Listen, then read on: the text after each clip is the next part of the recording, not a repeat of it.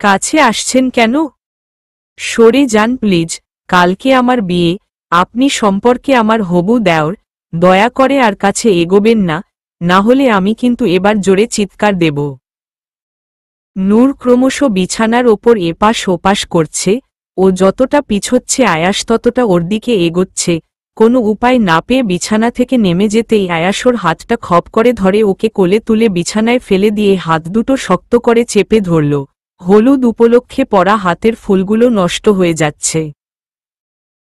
আমি তোমার দেওর, এই ভাবনা তুমি কোথা থেকে পেয়েছ আফু সোনা?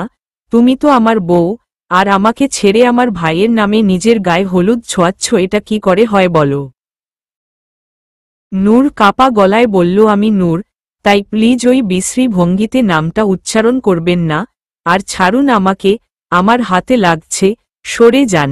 হাত ছাড়ানোর চেষ্টা করে আয়াস এবার একটা টেডি স্মাইল দিয়ে নূরের কাছে গিয়ে ওর নিচের ঠোঁট জোড়াতে কামড় বসাতেই হঠাৎ প্রবল শব্দে দরজা খোলার আওয়াজের সাথে একটা মেয়ে এসে রুমে ঢুকে গেল। নূরের প্রাণপাখি যেন উড়ে গেল, যেই ভয়টা পেয়েছিল তাই হল। আয়াস নূরের কাছ থেকে সরে আসার আগে বলল, তোমার শরীরে আমার দেওয়া প্রথম চিহ্ন, এখন একটা দিলাম, পরে আরও দিব আফু সোনা, তবে এখন যা হতে চলেছে পারলে আটকে দেখাও। কথাটা বলে ঠোঁটের কামড়ে দেওয়া অংশটাতে বেশ শব্দ করে একটা চুমু খেলো, যাতে আওয়াজটা রুমে উপস্থিত মেয়েটার কাছে যাই। হঠাৎ মেয়েটা চিৎকার করে বলে উঠল, ছি, তুমি এত নোংরা একটা মেয়ে, জানতাম না, বিয়ের আগের দিন রাতে অন্য একটা পরপুরুষের সাথে। নূর তোড়াঘড়ি করে বিছানা থেকে নেমে মেয়েটার কাছে গেল, যে ওর ভাইয়ের হবু বউ যে কি না নূরকে দুচোখে সহ্য করতে পারে না। নূর মায়ার কাছে গিয়ে কাঁদো কাঁদো গলায় বলল, বিশ্বাস করো ভাবি, আমি কিছু করিনি, উনিই তো। কথাটা পুরোটা বলতে না বলতেই মায়া বলে উঠল, তুমি ভাঙবে তবুও মোচকাবে না, বুঝেছি। তোমার এই কুকীর্তি আমি সবাইকে জানাবো, ওয়েট। বলে মায়া রুম থেকে বেরিয়ে গেল। নূরের চোখ দিয়ে টপটপ করে জল গড়িয়ে পড়ছে। ও বোঝে না যে মায়ার ওর প্রতি কিসের এত রাগ, যে সবসময় কোনো না কোনোভাবেই হ্যারাস করার চেষ্টা করে ওকে। মায়া রুম ছেড়ে যেতেই আয়াস নূরের কাছে গিয়ে বলল, এই আফু সোনা, এখন কাঁদছ কেন? এখনই সব কেঁদে নিলে বিদায়ের সময় কাঁদবে কি? তুমি কাঁদলে যে আমার বুকে এসে লাগে। কথাটা শুনতাই নূর আয়াসকে একটা থাপ্পড় মারল। না জানি কোনো জীবনের দুশ্মনী ছিল আপনার আমার সাথে যে আপনি এমন করলেন, তবে এটুকু জানবেন যে আহানকে ছাড়া আমি কাউকে বিয়ে করব না, কাউকে না। আয়াস রক্তচক্ষু নিয়ে তাকালো। আজ অবধি কেউ কখনো ওকে চর মারেনি, কিন্তু আজ নূর ওকে চর মারল। আয়াস নূরকে দেওয়াল সাথে চেপে ধরল। নূরের দিকে এগোতে গেলেই ঘরের মধ্যে হুড়হুড় করে লোকজন ঢুকতে শুরু করল। সবাই ওদের দিকে তাকিয়ে আছে, যেন বিনোদন দিচ্ছে ওরা দুজন। হঠাৎ মায়ার গলার আওয়াজে আয়াসের হোশ ফিরে এলো।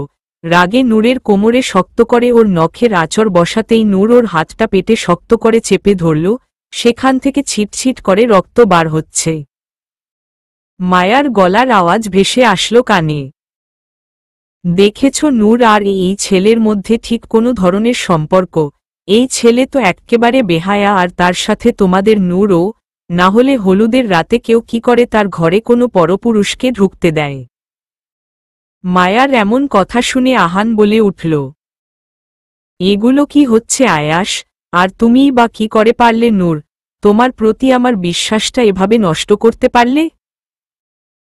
নূর এবার হাউমাউ করে কেঁদে উঠল।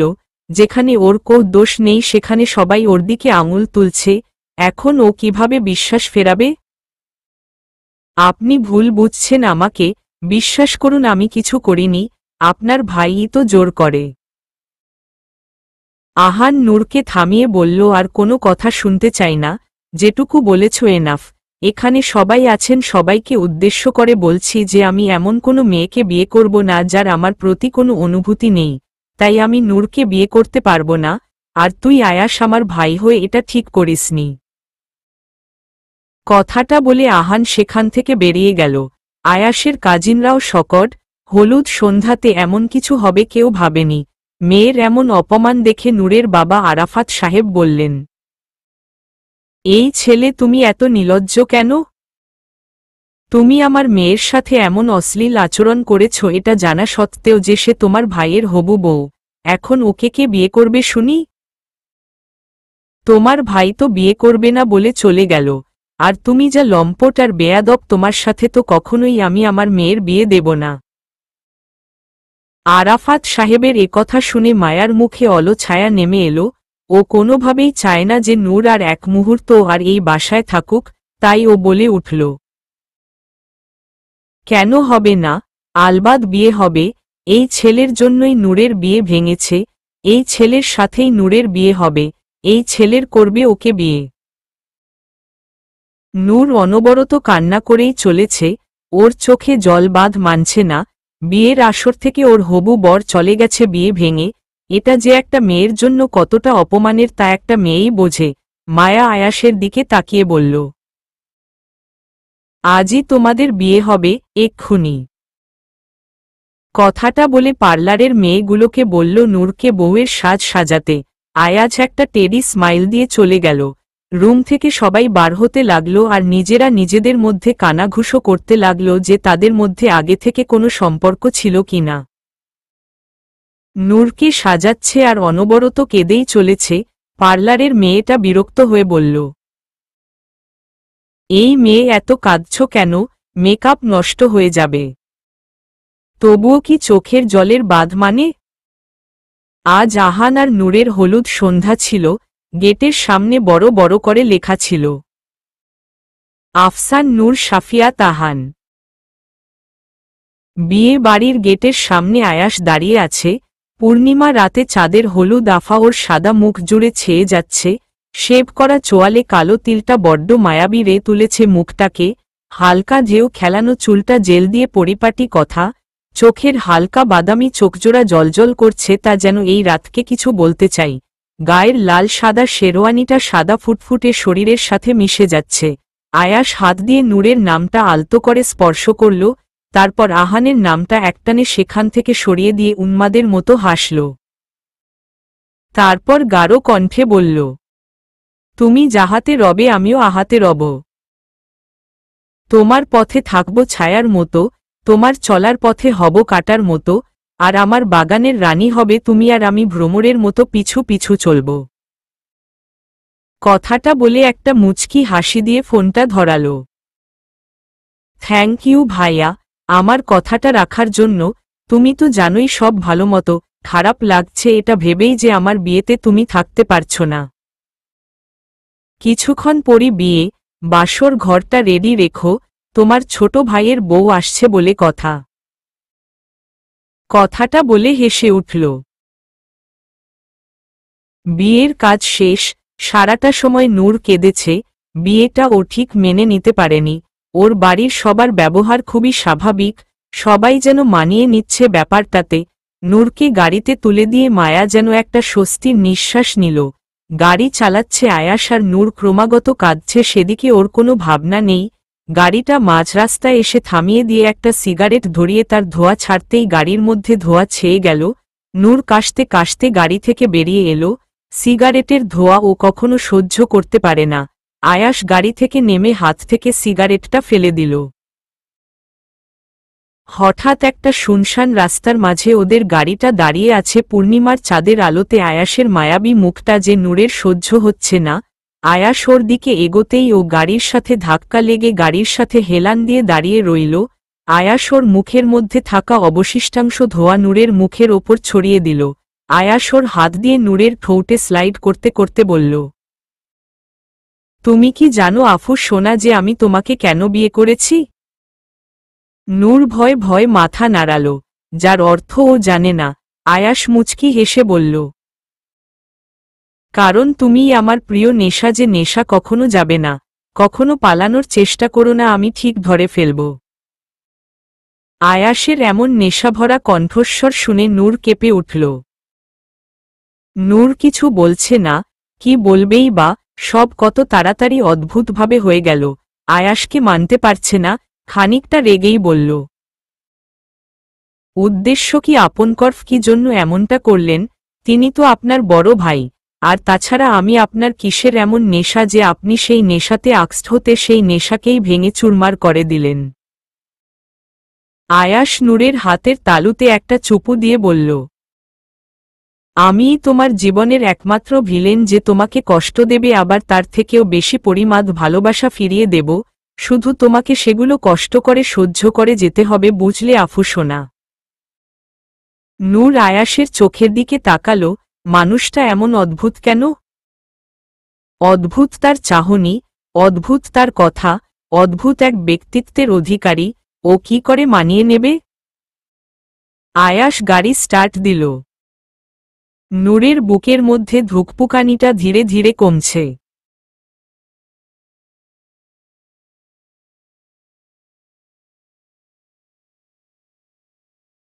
মানুষটা যতক্ষণ ওর কাছে ছিল ততক্ষণ শরীরের হরমোনগুলো যেন বিপরীত প্রক্রিয়ায় কাজ করতে শুরু করে দিয়েছিল। মানুষটাকে ক্রমশ ভয় পাচ্ছে নূর। তার চোখের ভাষা সম্পূর্ণ আলাদা। হালকা বাদামি বর্ণের চোখগুলো বড্ড রহস্যময়। যেই রহস্য ভেদ করতে হয়তো নূরের কয়েক যুগ সময় লেগে যাবে। বাইরের দিকে তাকাচ্ছে নূর। গাড়ির ভিতরে ওর পাশে বসে থাকা মানুষটার দিকে তাকাতেই যেন ভয় লাগছে। গভীর রাত বললেও বোধহয় ভুল হবে। প্রায় ভোরের আগমন ঘটেছে।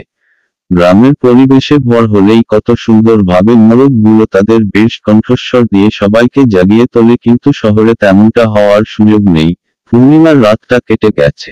কত মায়াবী না লাগতো হলুদ মুখে নূরকে, কিন্তু পরিস্থিতির বশবর্তী হয়ে হলুদটা অবধি নিজের শরীরে ছোঁয়াতে পারল না নূর। ভোরের সময়, এই সময়ে বাইরে যান চলাচলের প্রভাবটা খানিকটা কম। নূর বাইরের দিকে তাকিয়ে আছে। মাঝে মাঝেই নিজের অনিচ্ছা সত্ত্বেও চোখ বেয়ে জল গড়িয়ে পড়ছে। কিভাবে পারল ওর পরিবার এত সহজে সবটা মেনে নিয়ে অপরিচিত একজনের হাতে নির্দ্বিধায় তুলে দিতে, যাকে নূর ঠিকমতো ভালোভাবেও চেনে না। আচ্ছা, উনি যে বললেন আমি নাকি ওনার সবচেয়ে প্রিয় একটা নেশা, তা ওনার সাথে কি আমার কোনো সম্পর্ক কখনো ছিল যে আমি তার প্রিয় নেশা হয়ে উঠেছি, নাকি তার কথার মাধ্যমে তিনি আমাকে কিছুর ইঙ্গিত দিতে চেয়েছেন? কোনটা? কথাগুলো নিজের মনে মনে ভাবছে নূর। না, আয়াসের প্রতি এই কয়েক ঘন্টার মধ্যে ওর কোনো অনুভূতির সৃষ্টি হয়নি যে ও আয়াসকে নিয়ে এত কিছু ভাববে। শুধুই কি তার চোখের ভাষা পড়ার জন্য কি নূর ওকে নিয়ে ভাবছে? না, এর উত্তর ও নূরের কাছে নেই।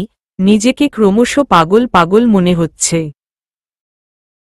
আকাশ পাতাল অনেক চিন্তাই নূরের মাথায় আসছে। সেগুলাকে যতই উপেক্ষা করার চেষ্টা করছে, ঠিক ততই যেন তা বারবার মনের মধ্যে জেঁকে বসেছে। ওর এত এত ভাবনার মাঝে হঠাৎ গাড়িটা থেমে গেল। তাহলে কি ওরা পৌঁছে গেছে? আয়াস গাড়ি থেকে নেমে নূরের দিকের দরজাটা খুলে দিয়ে নূরের হাতটা ধরে নূরের হাতের পাতাতে একটা চুমু দিতেই নূর কেঁপে উঠল। নূর আয়াসের দিকে নিষ্পলকভাবে তাকিয়ে গাড়ি থেকে নামল। আয়াসের চোখের দিকে তাকিয়ে বলল, এত অদ্ভুত কেন আপনি? আপার ব্যবহারগুলোও বড্ড অস্বাভাবিক। আয়াস একটা হাসি দিয়ে বলল, চমকে গেলে? ভালোবাসা দিলাম, একটু কষ্ট করে ডাইজেস্ট করে নিও আফু সোনা, কিন্তু এখন হাসো কারণ সবাই আমাদের দিকে তাকিয়ে আছে। নূর আয়াসের কথা শুনে মুহূর্তেই ঘুরে তাকাতেই দেখল ওদের থেকে কিছুটা দূরত্বে আছে একটা বিরাট গেট। সেখানে মানুষজন হৈ হৈ করে, যেন উপচে পড়ছে নতুন বউকে দেখার জন্য। নূর আয়াসের দিকে অবাক চোখে তাকালো। আয়াস খানিকটা নরম সুরে বলল, আমার অনেক ছেলে কাজিন আছে।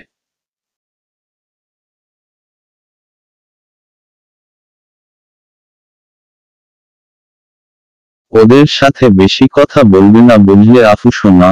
না হলে কিন্তু আমার মুখ যে জ্বালাপোড়েন শুরু হয়ে যাবে। এবার চলো।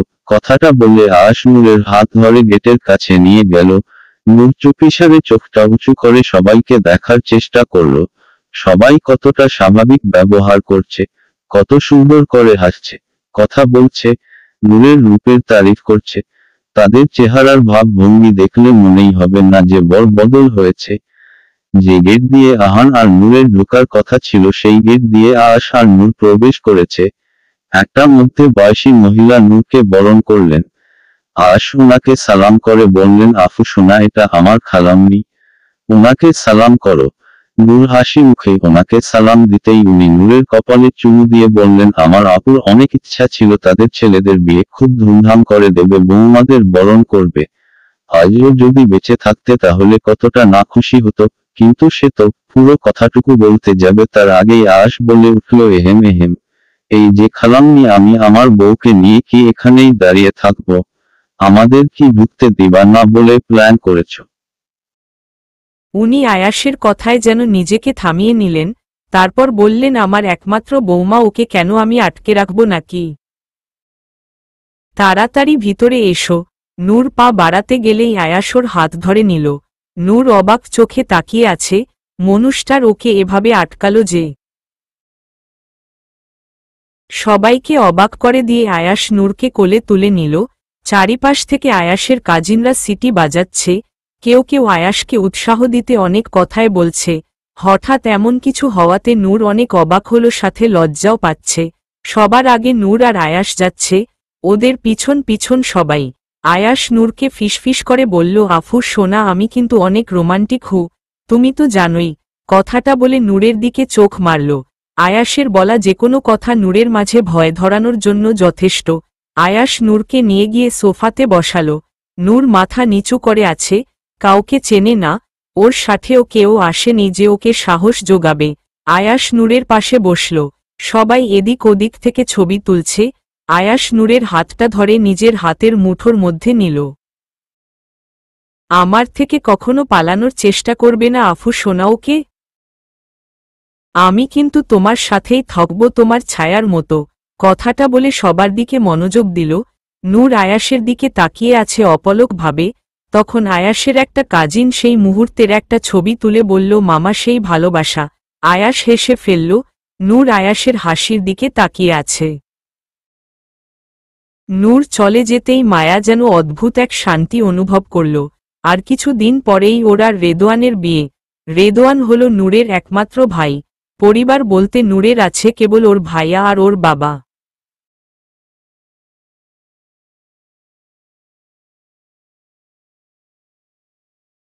নূরের মা নেই, তিনি বহু বছর আগেই মারা গেছেন। ওনার মৃত্যুর পর মায়ার বাবা আর দ্বিতীয় বিয়ে করার কোনো ইচ্ছা প্রকাশ করেননি। মায়া আর রেদওয়ান দুজনের লাভ ম্যারেজ। যদিও এতে নূরের পরিবারের কারোর কোনো আপত্তি নেই, নূরের প্রতি মায়ার রাগ আছে, যার সূত্রপাত ঘটে নূরের প্রতি রেদওয়ানের ভাই সুলভ অতিরিক্ত ভালোবাসা দেখে। মায়া সব সময় চাই যে রেদওয়ান তাকে বেশি কেয়ার করুক, তাকে বেশি ভালোবাসুক। কিন্তু নূরের প্রতি একটা বড় ভাই হিসাবে রেদওয়ানের যে এমন ব্যবহারটা স্বাভাবিক সেটা মায়া বোঝে না। নূরের প্রতি এক প্রকার হিংসা কাজ করে ওর মাঝে, যেটা কেবল ওর মনের মাঝেই আছে। আর তা দিনের পর দিন যেন এক প্রকার আক্রোশে পরিণত হয়েছে। তাই যত তাড়াতাড়ি সম্ভব নূরের বিয়েটা দেওয়ার চেষ্টা করেছে মায়া। নূর ছিল অনার্স দ্বিতীয় বর্ষে। এত তাড়াতাড়ি ওর বিয়ে দেওয়ার কোনো ইচ্ছা নূরের পরিবারের ছিল না, তবুও মায়ার জোড়াজুড়িতে অনেকটা বাধ্য হয়েছে। সবকিছুর মাঝে একটা খুব বড় মিল আছে, যা হলো নূর বা আশ কারোর মাই আর জীবিত নেই। এই জিনিসটাতে কাকতালীয় ভাবে অনেক মিল। নূরের বাবা সোফাতে বসে আছে মাথায় হাত দিয়ে। ওনার মুখে চিন্তার ছাপ দেখে নূরের ফুপি বলে উঠলেন, ভাইয়া, এত চিন্তা করতাসো কেন? মাইয়া বিয়াটা না হয় একটু ঝামেলা হইছে, কিন্তু ভালো ঘরেই তো মাইয়ার বিয়ে হয়েছে। আর ছেলেটাও তো দেখতে মশা আল্লাহ, তার বড় ভাইয়ের থেকে তো অনেক সুন্দর। নূর ও সুখী হইব দেখো। নূরের বাবা আরাফাত সাহেব ওনার বোনের এই কথাটা শুনে সেখান থেকে উঠে চলে গেলেন। মনের মতো এক প্রকার দোটানা চলছে এই বিয়ে নিয়ে। ওনাকে চলে যেতে দেখেই নূরের ফুপি মায়াকে বলল, তোমার শ্বশুর আব্বা বেশি চিন্তা করতাসে, তারা খানদানি পরিবার, নূর ভালো থাকবো অনেক। মায়া মিথ্যা একটা হাসি দিল। নূরকে নিয়ে ওর বিন্দুমাত্র ইচ্ছা নেই কথা বলার। শোনো ভাবি, এই যে এই ঘরটা দেখছো, এটা তোমার ঘর বুঝলে তো? আয়াস ভাইয়া অনেক প্ল্যান করে এই ঘরটা বানিয়েছে শুনেছি। শোনো, এই কথাটা কেউ জানতো না, আমিও জানতাম না, কিন্তু একবার কারোর কাছ থেকে যেন শুনেছিলাম এটা। নূর অবাক চোখে তাকিয়ে অনেক কৌতূহল নিয়ে বলল, কি শুনেছিলে তুমি? মেয়েটা তার চারপাশে তাকিয়ে বলল, এই ঘরের কোথাও নাকি একটা ঘর আছে।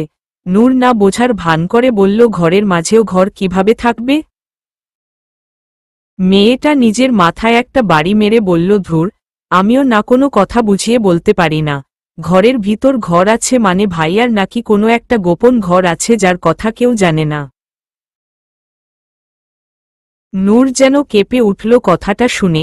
সাধারণত আগেকার দিনে মানুষ নিজেদের সুরক্ষার জন্য গুপ্ত কুঠুরি বানাত, কিন্তু এই সময়ে এমন একটা যুগে এসেও আয়াসের সেই গুপ্ত কুঠুরির প্রয়োজনীয়তা নূর বুঝল না। আয়াসরা যথেষ্ট উচ্চবিত্ত মানুষ। পুরো বাড়িটা পুরো একটা ছোটখাটো ভিলার মতো।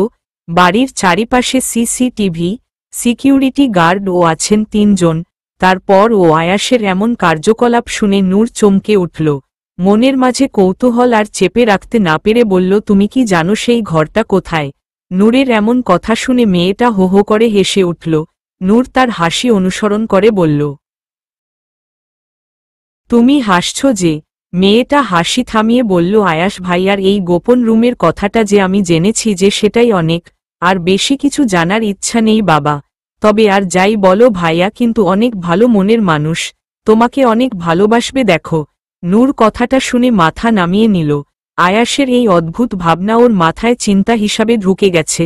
ওর ভাবনার সুতো কাটিয়ে মেয়েটা বলল, ভাবি এখন তো প্রায় ভোর হতে চলল, ভাইয়া এক্ষুনি চলে আসবে, আমি এখন যাই কেমন? আর শোনো ভাইয়া, আসলে ওই প্লেটে মিষ্টি আছে, সেটা তাকে দিও আর তাকে সালাম করো কেমন? নূর মেয়েটার কথা পরিবর্তে মুচকি হাসল। মেয়েটা চলে যেতেই হঠাৎ কোনো পুরুষালী কণ্ঠে নূরের চমকে উঠল। সামনের দিকে তাকিয়ে দেখল আহান। আহানকে দেখে নূরের কলিজা কেঁপে উঠল। মানুষটাকে নিয়ে কত স্বপ্নই না দেখেছিল নূর।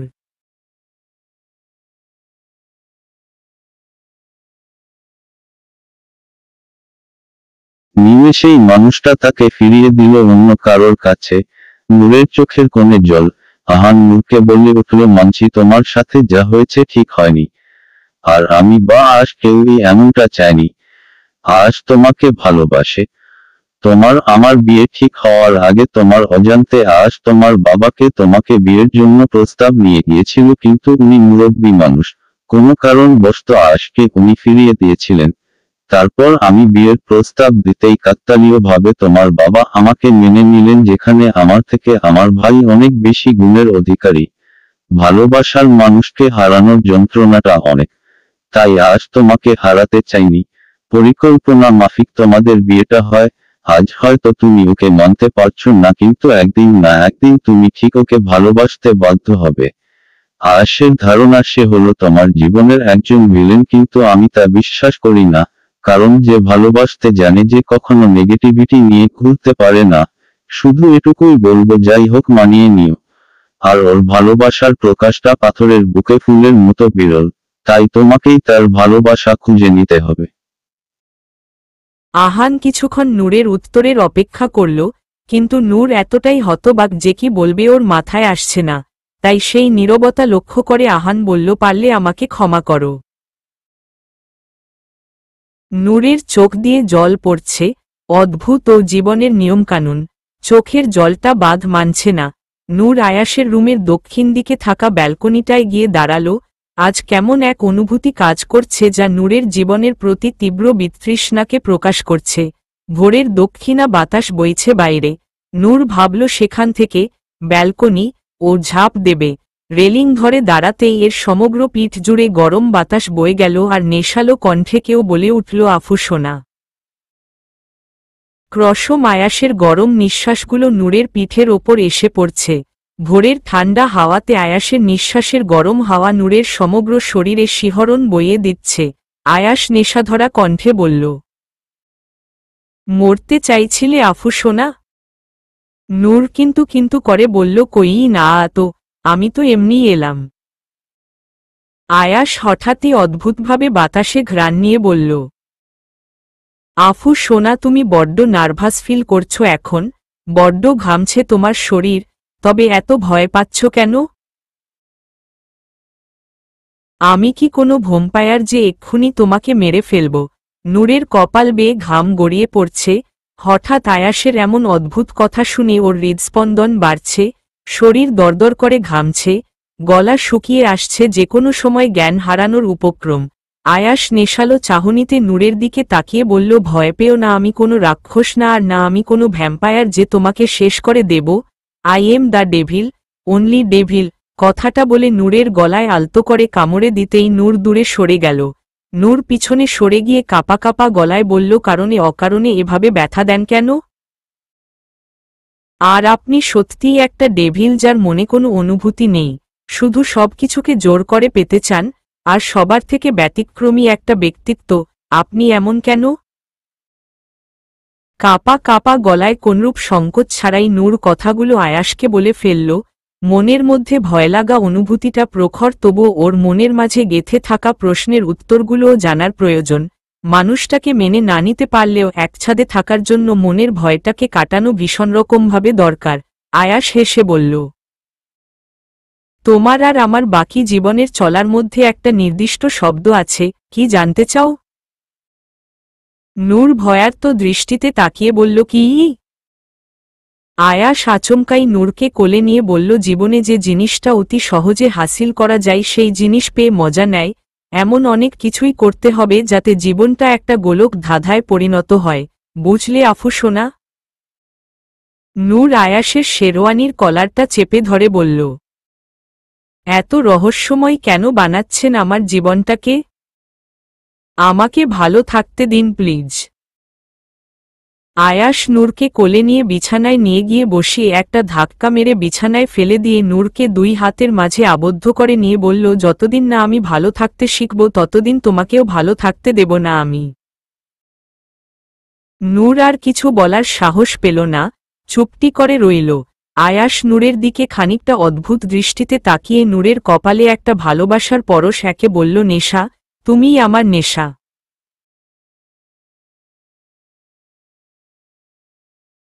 সকাল 8টা বাজে। আয়েশের খানদানি পরিবার, ওদের পুরনো বাসা রাজশাহীতে। তবে আয়েশের বাবারা অনেক ভাই ছিলেন, সেই কারণে সম্পত্তি প্রচুর ভাগে ভাগ হওয়ার দরুন সকলেই আলাদা আলাদা জায়গাতে থাকেন। আয়েশের চাচারা যে পরিমাণ সম্পত্তি পেয়েছে তা বিক্রি করলেও আয়েশের পর আরো 10টা জেনারেশন বসে বসে খেতে পারবে। আয়েশদের বাড়িটা ছোটর মধ্যেও সবচেয়ে বড় বলতে গেলে। বাড়ির মানুষ বলতে কেবল 5 জন থাকেন। আয়েশ, আয়েশের বড় ভাই আহান, আয়েশের বাবা, আয়েশের খালমুথি আর তার মেয়ে। আয়েশের বাবার নাম হলো আবরার ইশতিয়াক মাহফিজুল। আয়েশের নামটাও এত বহৎ আকৃতির। আবরার আয়েশ ইহসান। খানদানি পরিবারের সূত্রেই আয়েশের পূর্বপুরুষরা এমন নাম ঠিক করে দিয়েছিলেন। নূরের পুরো নাম আফসান নূর, যেটাকে আয়াস ছোট্ট করে ডাকে আফু সোনা, আর সেই নামে ডাকার অধিকার হয়তো কেবলমাত্র তারই। নূর আয়াসের সম্বন্ধে কিছুই জানে না। আয়াস নামক মানুষটা ওর কাছে সম্পূর্ণ অজানা। এমনকি মানুষটা কি করে সেটাও নূর জানে না। শুধু ওর কাছে তার একটাই পরিচয়, he is a devil of her life. Noor যতদূর জানে যে আয়াসের বাবা প্রায় 5 বছর হতে চলল ঘরবন্দি করে রেখেছেন নিজেকে। দরকার ছাড়া কারোর সাথে কথা বলেন না, এমনকি খাবারটুকুও নিজের ঘরেই খান, আর ছেলেদের সাথে একান্তেই কোনো কথা থাকলে ছেলেদেরকে তার রুমের মধ্যে ডাকেন। পুরো বিয়ে বাড়ির অনুষ্ঠানে তাকে একটি বারের জন্য দেখা যায়নি। আর এই সব কথাগুলো নূর জানতে পেরেছে সেই মেয়েটার কাছ থেকে, যে মেয়েটা আগের রাতে নূরকে আয়াসের গোপন কক্ষের কথা জানিয়েছিল। মেয়েটার নাম ইফা। মেয়েটার বয়স কতই বা হবে?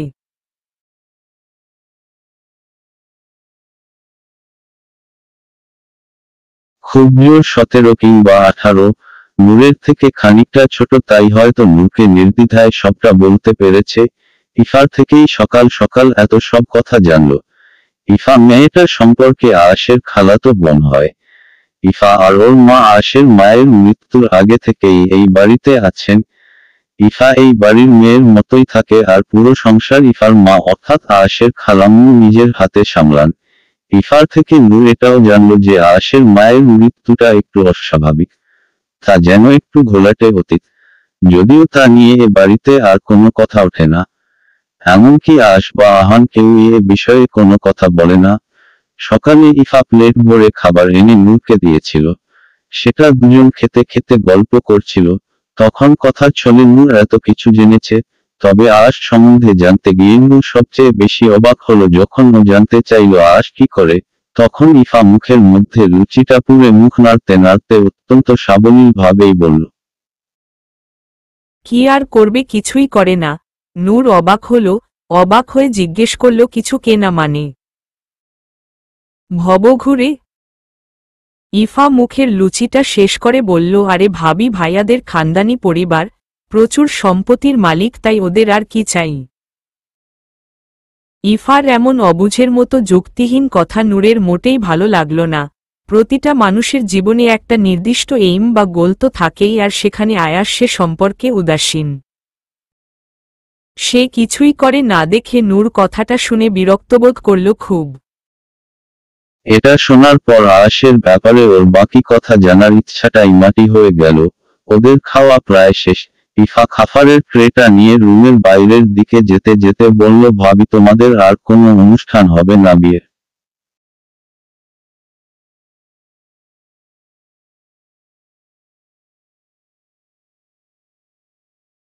মানে তোমার বাবাই না করে দিয়েছেন, করলেও তারা নাকি আসতে পারবেন না, তাই তোমাদের বৌভাতের অনুষ্ঠানটাও হবে না? ইফার মুখ থেকে কথাটা শুনতাই নূর হাফ ছেড়ে বাঁচল।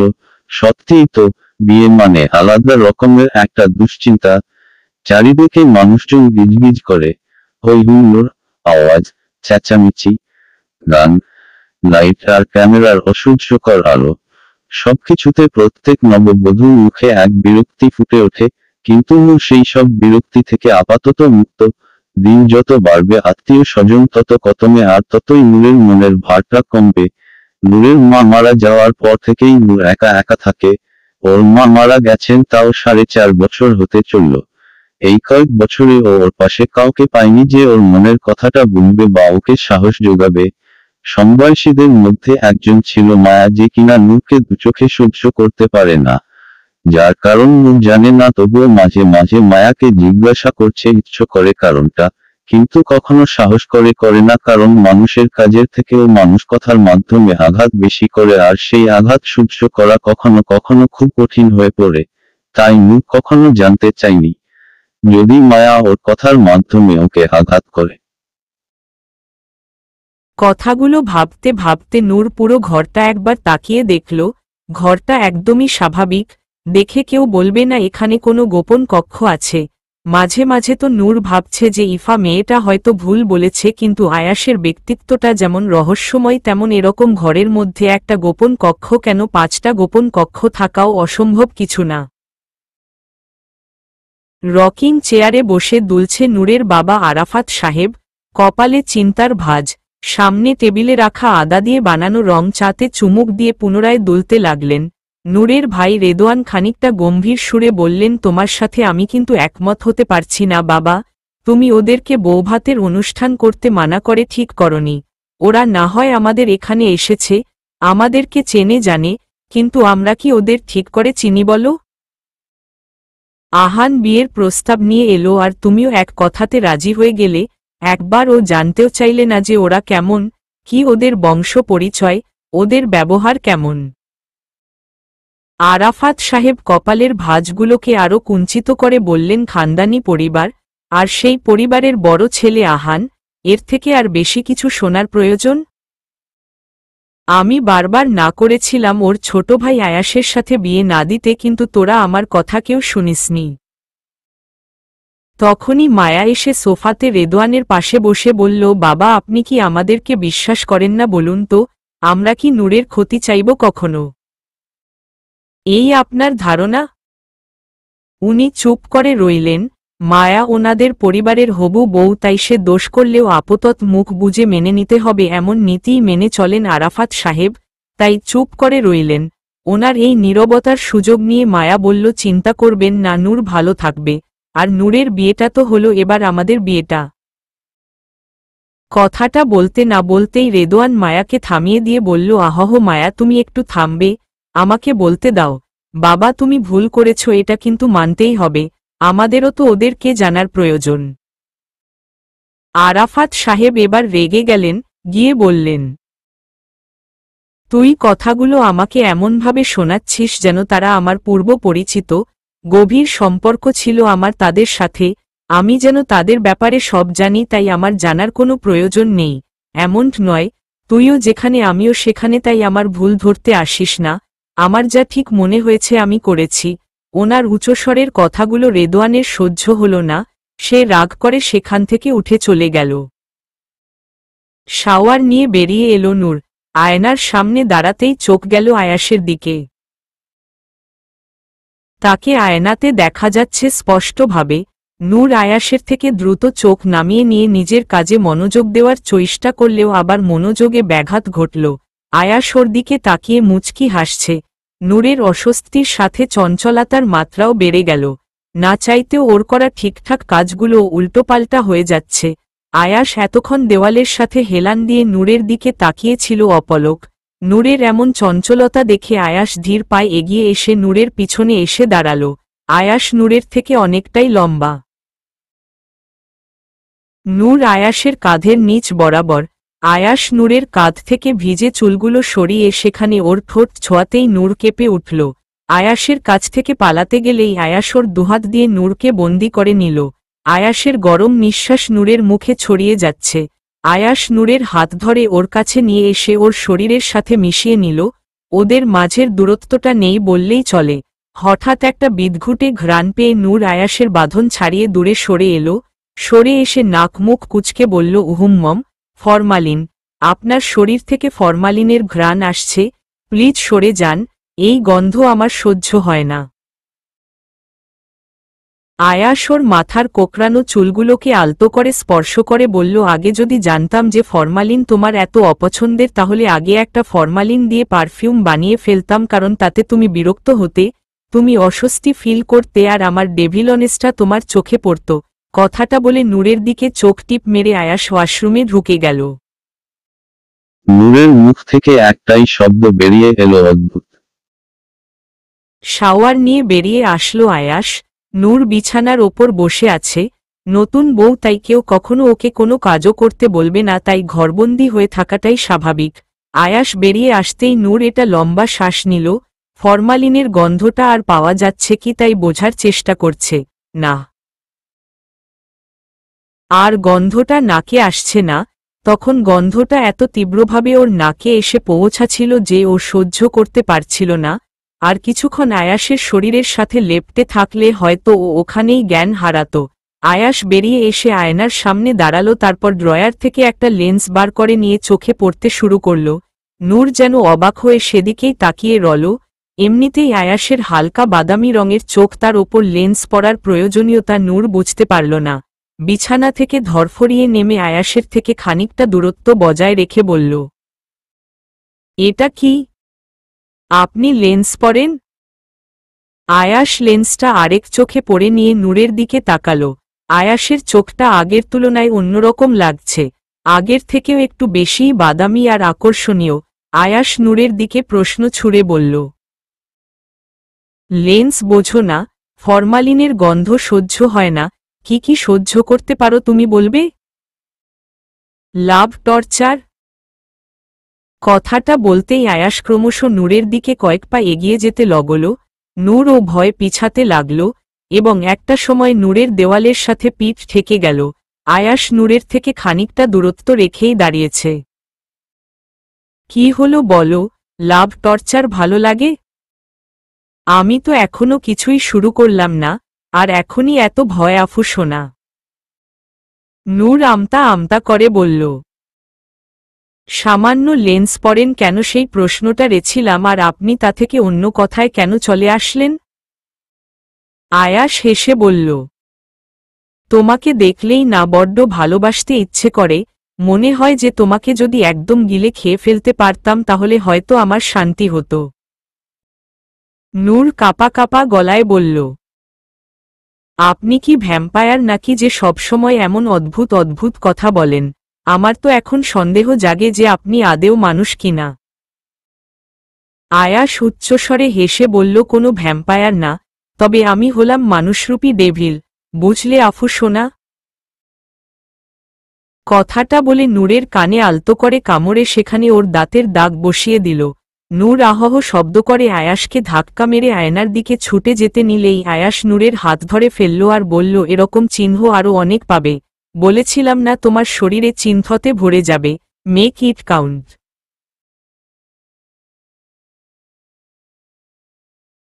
কথাটা বলে আয়াস বেরিয়ে গেল।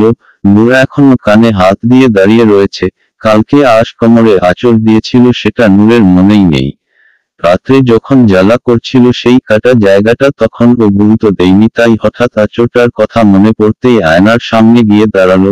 পেট থেকে শাড়িটা আলতো করে সরিয়ে সেই আঁচড়ানো স্থানটা দেখতে লাগলো।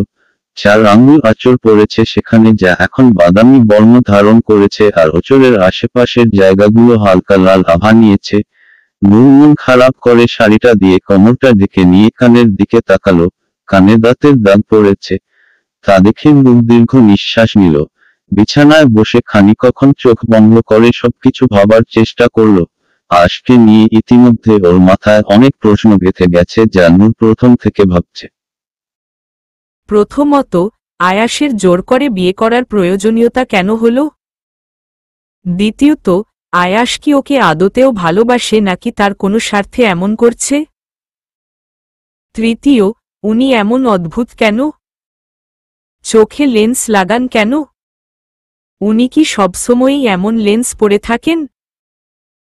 চতুর্থ, ওনার ঘরে গোপন কক্ষের প্রয়োজনীয়তাই বা কেন? পঞ্চম, উনি কিছু করেন না পেশাগত দিক থেকে, তাহলে ওনার শরীরে ফরমালিনের গন্ধ কেন? ফরমালিন তো মরা বস্তু সংরক্ষণের জন্য ব্যবহার করা হয়। কথাটা ভেবে নূর আর বেশি কিছু ভাবতে পারল না। ও যতদূর ভেবেছে তাতেই ওর মনের মাঝে এক অজানা ভয় ঢুকে গেছে। আয়াসকে নিয়ে জানার কৌতূহল বাড়ছে। দুদিনে মানুষটাকে যতদূর চিনেছে সে অনেক রহস্যময়, আর এত সহজে নূরের কাছে ধারা দেবে না। নূর অস্থিরতায় পায়চারি করতে লাগল, বিড়বিড় করে একটা কথায় বারবার বলতে লাগল, জানতে হবে, আমাকে জানতেই হবে যে উনি আসলে কে, উনি কি করেন, নিজেকে নূরের সামনে এমন অদ্ভুত প্রমাণ করছেই বা কেন? আসলেই কি উনি এমন অদ্ভুত ব্যক্তিত্বের? অনেক ভেবেও কোনো উত্তর পেল না দেখে নূর বিরক্ত হয়ে বিছনায় বসে পড়ল।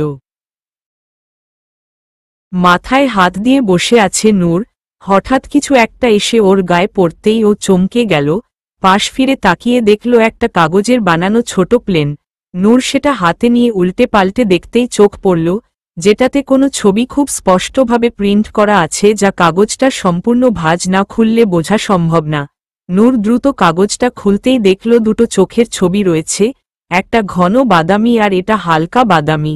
তার নিচে লেখা আছে, চোখের বিন্যাস দেখে বোঝা মুশকিল কে আসল আর কে ছদ্মবাসী। লেখাটা নূরের কাছে সম্পূর্ণটা ধাঁধার মতো লাগল। কিছুই বুঝল না লাইনটা পড়ে, তাই আরও বেশ কয়েকবার পড়ল, তবুও লাভ হল না দেখে কাগজটা দুমড়ে মুচড়ে ফেলে দিয়ে বলল, আপনার ব্রেন ঠিক কতটা ফাস্ট মিস্টার আয়াস? আমি তা জানতে চাই, এত নিখুঁত কাজ। আয়াসের বাবা হুইলচেয়ারে বসে আছেন, আর ওনার সামনে সোফাতে হেলান দিয়ে চোখ বন্ধ রেখে ভাবলেশহীনভাবে বসে আছে আয়াস। আয়াসের বাবা, তিনি তার মুখ থেকে চিন্তার রেশটা হালকা কটিয়ে বললেন, বৌমা দেখতে কেমন রে?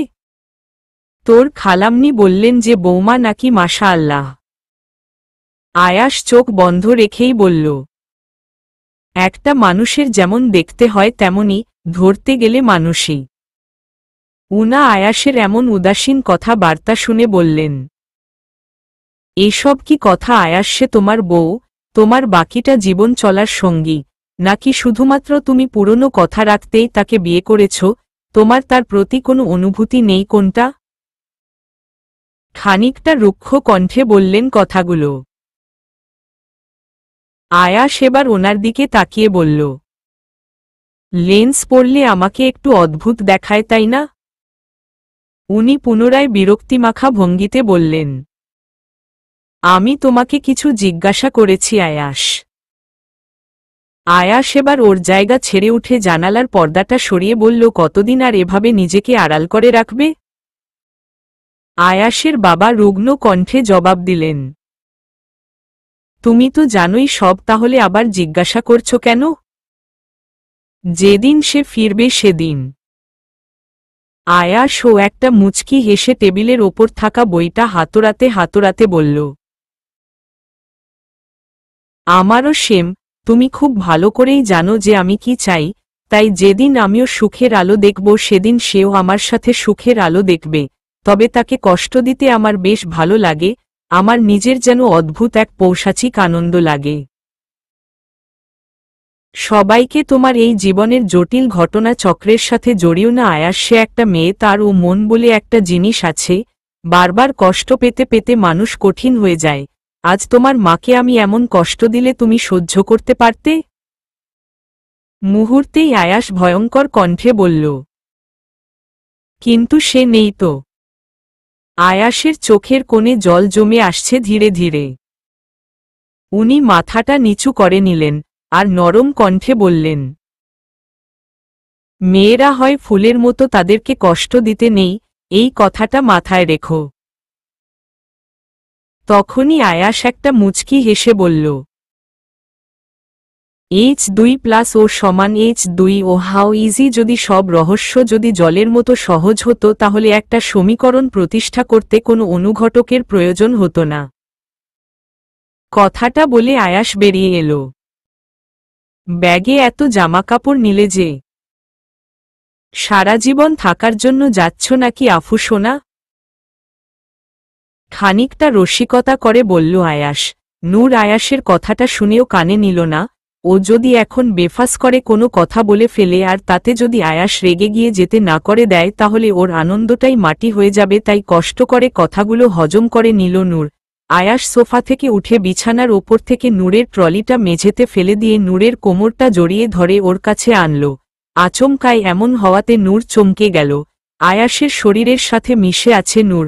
আয়াস নূরের মুখের উপর আছড়ে পড়া চুলগুলো হাত দিয়ে ওর কানের পাশে গুজে দিয়ে বলল, এই আফুসোনা, এত দূরে দূরে থাকো কেন বলতো?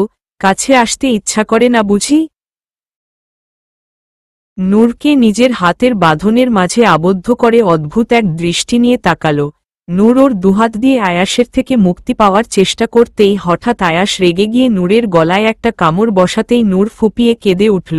আয়াস দেখল নূরের কাঁধে কামড়ানো জায়গায় ওর দাঁতের ছাপ বসে গেছে, তা দেখে মুচকি হেসে নূরের গলায় আরও গভীরভাবে ঠোঁট ছোঁয়াতেই নূর এবার কেঁদেই ফেলল। আয়াস নূরকে জড়িয়ে ধরে আছে, ছাড়ার নাম গন্ধ নেই, তা দেখে নূর কাঁদতে কাঁদতে বলল, এ কেমন অত্যাচার? আয়াস ওকে জড়িয়ে ধরে হাসতে হাসতে বলল, তোমাকে কষ্ট দিয়ে তারপর কাছে টেনে নেওয়াটাও আমার কাছে একটা নেশার মতো, কোজ ইউ আর অ্যালকোহলিক। বুঝলে আফুসোনা? কথাটা বলে নূরকে ছেড়ে দিয়ে নূরের দিকে আর দ্বিতীয়বার না তাকিয়ে বেরিয়ে গেল। নূর ওর দু হাতের তালু দিয়ে বাচ্চাদের মতো ঠোঁট উল্টে দু চোখ মুছে ফ্লোর থেকে ট্রলি আর জামা কাপড়গুলো তুলল। ও বাসা থেকে আয়াসদের বাসাতে আসার সময় নূর ওর সাথে ওর মায়ের ছবির একটা ফটো ফ্রেম এনেছিল। নূর ট্রলিটা তুলতেই দেখল ফ্রেমটা ভেঙে গেছে, কিন্তু ওর মায়ের ছবিটা অক্ষত অবস্থায় আছে। নূরের চোখ থেকে টপটপ করে জল গড়িয়ে পড়ল। মানুষটা এত আঘাত কেন দেই? কি এমন শত্রুতা ওর সাথে তার? আয়াস ড্রাইভ করছে আর তার পাশে বসে আছে নূর। এখনো সন্ধ্যা হয়নি।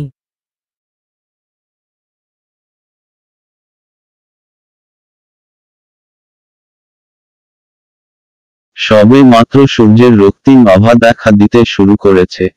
আকাশটা লাল কমলা রঙে রঞ্জিত হয়ে আছে। নূর আকাশের দিকেই তাকিয়ে আছে অপলক দৃষ্টিতে। এই শহরে বিকাল বেলার সৌন্দর্য উপভোগ করার জন্যই। যদি কখনো কোনো ঝিল বা লেকের ধারে গিয়ে পুরো বিকালটা কাটানো যায় তাহলে বোঝা যাবে যে প্রকৃতিটা আসলেই কতটা সুন্দর, কতটা নিখুঁতভাবে তা সৃষ্টি করেছেন সৃষ্টিকর্তা।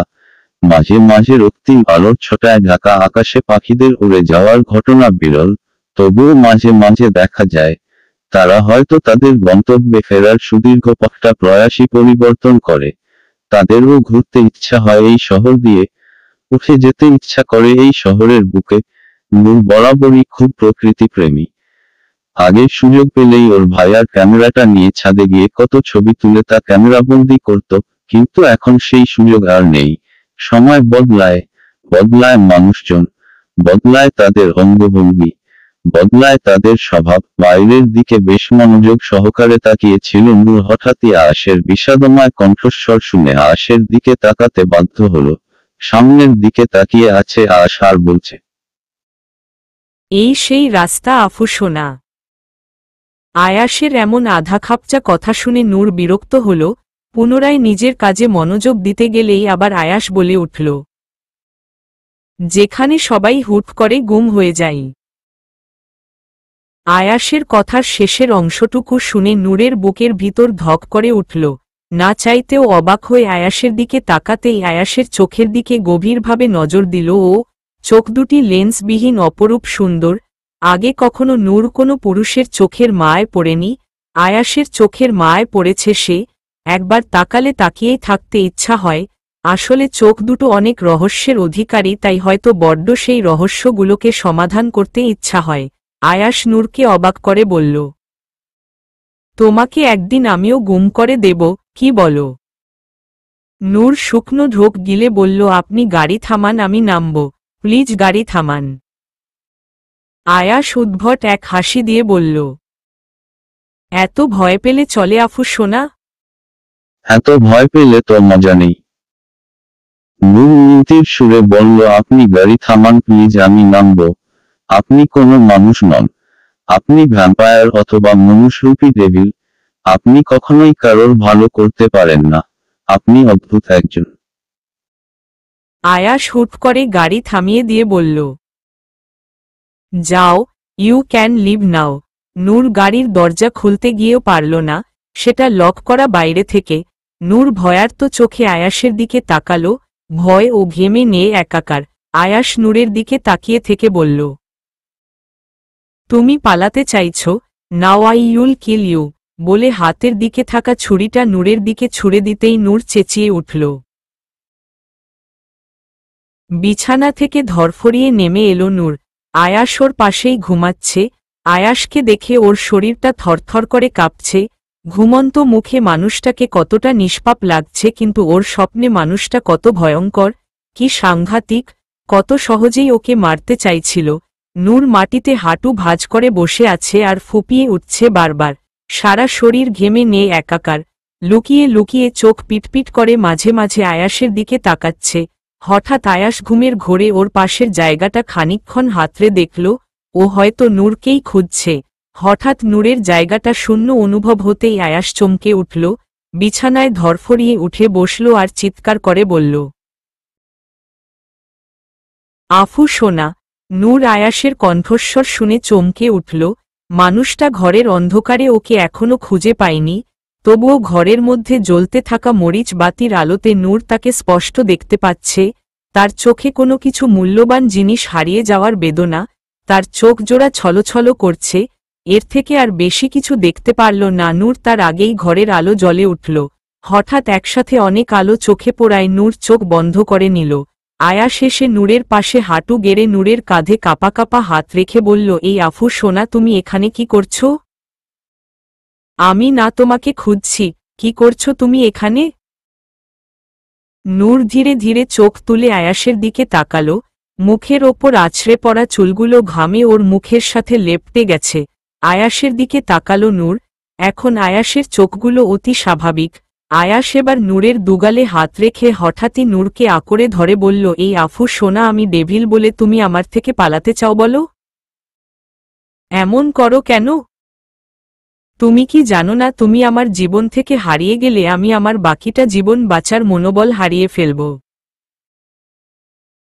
হঠাৎ আয়াসের মুখ থেকে এত হৃদয়স্পর্শী কথা শুনে আর আয়াসের শরীরের সংস্পর্শে এসে নূর ভাবল যে আয়াস ওর ক্ষতি করার জন্য ওর এত কাছে এসেছে, তাই সহ্য করতে না পেরে আর ভয় আয়াসকে ধাক্কা মারল শরীরের সব শক্তি দিয়ে। ধাক্কা খেয়ে আয়াস খানিকটা দূরে ছিটকে পড়ল। অদ্ভুতভাবে আয়াস খুবই স্বাভাবিক। তার মুখে নেই কোনো রাগের আভা আর নেই কোনো হিংস্রতা। আয়াস নিজেকে সামলে নিয়ে নূরের কাছে গিয়ে বলল, এই কি হয়েছে তোমার, এমন করছো কেন আফু সোনা? কোনো কারণে ভয় পেয়েছ? নূর এবার মুখ খুলল, দূরে সরে যান আপনি।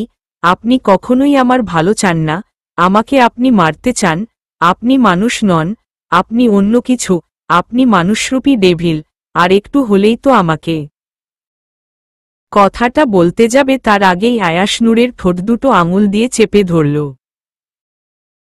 শোষ, আর একটাও কথা না, আর যাই হোক তোমাকে মেরে ফেলে আমি কখনো নিজেকে এত বড় আঘাত দেব না। পাগলেও নিজের ভালোটা বোঝে, আর আমি তো ডেভিল, তাই এই কথাটা কখনো মুখেও আনবে না। কথাটা বলে নূরকে ফ্লোর থেকে কোলে তুলে নিল। নূর আয়াসের দিকে তাকিয়ে আছে, তার চোখের ভাষা খুব স্বাভাবিক আর খুব স্পষ্ট। যেখানে নূর কোনো ভয় ছাড়া ভালোবাসা দেখতে পাচ্ছে, তাহলে এটা কি নিছকই ওর চোখের ভুল? কথাগুলো ভাবতে ভাবতে নূর অন্ধকার রুম অনুভব করল। আয়াস ওকে বিছানাতে শুয়ে দিয়ে লাইটটা নিভিয়ে দিল। আয়াস ওর দিকেই এগিয়ে আসছে। নূরের কেমন একটা অনুভূতি হচ্ছে যা কখনো বলে প্রকাশ করা যাবে না। এমন একটা অদ্ভুত চরিত্রের মানুষের এমন রূপটা যেন নূর মানতে পারছে না। আয়াস ওর আছে, ভীষণ কাছে। নূর উঠে যেতে নিলেই আয়াস নূরের হাতজোড়া মুঠিবদ্ধ করে নিল। এভাবে কেন পালিয়ে যাও আফু সোনা? তুমি কি এটা জানো না যে তুমি যতটা পিছিয়ে যাবে আমি ঠিক ততটাই দরকার হলে তারও বেশি তোমার দিকে এগিয়ে যাব? তাই তোমার এই চঞ্চলতাটাকে কমাতে শেখো, নয়তো আমার চঞ্চলতাতে তুমি অস্থির হয়ে পড়বে। যখন তোমাকে কষ্ট দেব তখন মুখ বুঝে কষ্টটাকেই গ্রহণ করবে, আর যখন ভালোবাসব তখন সেই ভালোবাসাটাও মুখ বুঝে মেনে নেবে। কিন্তু কখনো আমার প্রতি তোমার অনুভূতি ব্যক্ত করার মতো ভুল একটিবারও করবে না। নূর কিছু বলতে যাবে তার আগেই আয়াস ওর ঠোঁটজোড়া দখল করে নিল। আজ কোনোরকম কোনো অস্বাভাবিকতা ছাড়াই আয়াস নূরকে ভালোবাসছে। আয়াস তার নেশাতে ডুবে যাচ্ছে। তার ভাষায়, তুমিই আমার প্রিয় নেশা। কালকে রাতে নূরের বাসায় এসেছে আয়াস আর নূর। মাও এই বাসাতে আছে, সব রান্না বান্না ওই করছে। নূরের প্রতি মায়া খারাপ আচরণ করলেও আয়াসের প্রতি তেমন কোনো খারাপ আচরণ করেনি। নূর আয়াসের প্রতি মায়ার ব্যবহারগুলো লক্ষ্য করছে, এখনও অবধি খারাপ ব্যবহার করেনি। নূর একটা স্বস্তির নিঃশ্বাস ফেলল। আর যাই হোক, আয়াসের প্রতি তো মায়ার ঘৃণাটা নেই, না হলে নতুন জামাইয়ের সাথে খারাপ ব্যবহার জিনিসটা বড্ড দৃষ্টিকটু। নূর ওর ঘরে যেতেই হঠাৎ ওর বাবার ঘরের সামনে গিয়ে থেমে গেল। সেই ঘরে আয়াস, নূরের ভাইয়া আর নূরের বাবা তিনজন মিলে গল্প করছেন। আয়াস আর নূরের ভাই বেশি কথা বলছেন। নূরের বাবা আরাফাত সাহেবের মুখে বিরক্তির ছাপ স্পষ্ট। হঠাৎই আয়াস প্রশ্ন করে উঠল, আচ্ছা ভাইয়া, আপনার আম্মু কোথায়? তাকে তো দেখছি না। নূরের ভাইয়া কিছু বলতে যাবে তার আগে আরাফাত সাহেব ঝাঁঝিয়ে বললেন, অদ্ভুত প্রশ্ন কেন করো? তুমি কি জানো না যে সে মারা গেছে? আয়াস কৌতূহলী হয়ে বলল, তা কবে আর কি করে মারা গেছেন উনি? নূরের ভাইয়া বলে উঠল, কি করে মার গেছেন জানি না, তবে আমার নানুর বাসার যাওয়ার পথে সম্ভবত কোনো কার অ্যাক্সিডেন্ট হয়। আর আয়াস বলে উঠল, তারপর? আরাফাত সাহেব বলে উঠলেন, তারপর আর কি? তারপর মা গেছেন। আয়াস একটু গাঢ় কণ্ঠে বলল, এত উত্তেজিত হচ্ছেন কেন? স্বাভাবিক কণ্ঠে বলুন। উনি একটু থতমত খেয়ে বললেন, পুরনো কথা মনে পড়ছে তাই। আয়াস মুচকি হেসে বললেন, স্কিপ দিস টপিক। উনি মারা গেছেন এটাই বড় সত্য, তাই না আঙ্কেল? আরাফাত সাহেব রাগী চোখে তাকিয়ে বেরিয়ে গেলেন। নূর তাড়াতাড়ি করে ওর ঘরে চলে গেল। নূর ঘরে গিয়ে বিছানার উপর বসে ভাবল, আমার তো নানার বাসাই নাই, থাকলে সেটা কোথায়? কই, আম্মু বা বাবা তো কখনো বলেনি। কিন্তু কেন? চলবে।